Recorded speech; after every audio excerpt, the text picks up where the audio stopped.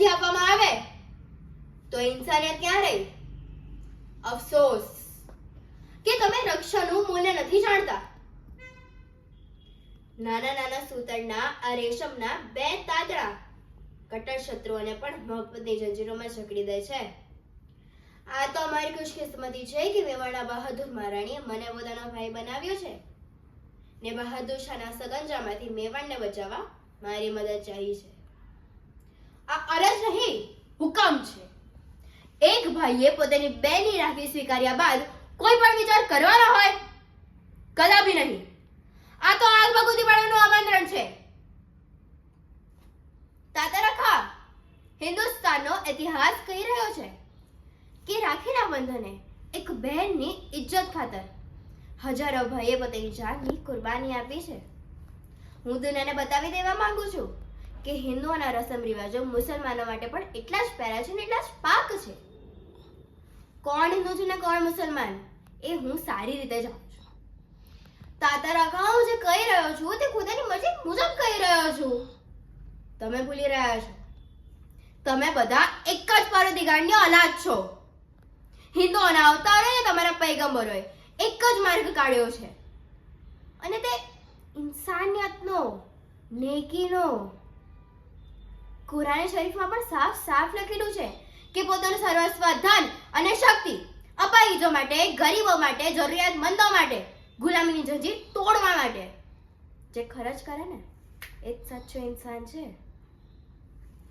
અને આ જ વાત હિન્દુના ધર્મ ગ્રંથોમાં પણ કહી છે. બંને મજહબ જો એક જ વાત કહી રહ્યા હોય તો મજહબ હિન્દુ અને મુસલમાન વચ્ચે દીવાલ કેવી રીતે બની શકે? અને તમને પૈગંબરોમાં માનો છો? તમારા કુરાને શરીફમાં તો તમને હુકમ આપવામાં આવ્યો છે કે બીજાના ધર્મગુરુ અને પૈગંબર ઉપર વિશ્વાસ રાખો, શ્રદ્ધા રાખો. સચ્ચાઈ જ્યાં પણ રોશન થાય છે, જે કોઈના મોઢામાંથી રોશન થાય છે, સચ્ચાઈ આખરે સચ્ચાઈ ખુદાની સાફ મરજી હોવા છતાં તમે હિન્દુઓના ધર્મ અને અવતારોની ઇજ્જત ન કરતા તેમની સાથે લડી રહ્યા છો. રાજપૂત આ સમય સચ્ચાઈ પર છે ને બહાદુર શાહ ગુમરાહ છે. એક સાચા મુસલમાનનું કામ સચ્ચાઈને સાથ આપવાનું છે. પછી એને ભલે એને મુસલમાનની વિરુદ્ધ લડવું કેમ ન પડે. બસ આજે જ લશ્કર લઈ મેવાડ તરફ કૂચ કરો.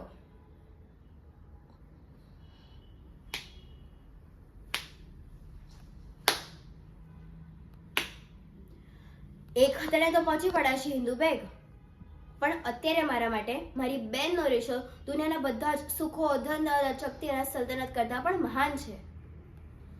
એની ઇજ્જત રાખવા માંગુ છું. ભલે સલ્તનત જાય પણ દુનિયાના મોઢે એ સાંભળવા નથી માંગતો કે મુસલમાનો બેનની ઇજ્જત કરવી નથી જાણતા. તખ્ત પરથી ઉતરી અગર કોઈ સાચી બેનના દિલમાં હું સ્થાન પામી શકું તો હું પોતાની જાતને દુનિયાનો મહાન ખુશકિસ્મત ઇન્સાન સમજીશ.